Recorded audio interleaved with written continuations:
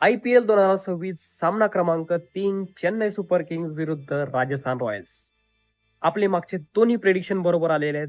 RCB जिंकली आणि काल मुंबई इंडियन्स जिंकली. आज कोण जिंकणार?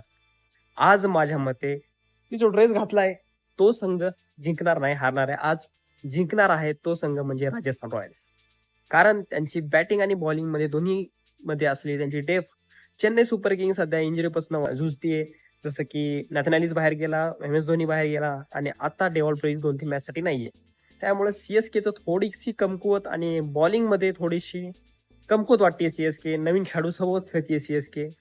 त्यामुळे एक्सपिरियन्सच्या जोरावर मी राजस्थान रॉयल्सला हा सामना देईल. आणि महत्त्वाचं म्हणजे दोन्ही संघामध्ये हेड टू हेडमध्ये चेन्नई सुपर किंग्स 16 सामने जिंकलेले आहेत, तर राजस्थान रॉयल्स 15 सामने जिंकलेले आहे. फक्त एक सामना आणि आजच्या सामन्यानंतर 16-16 असा स्कोर होईल.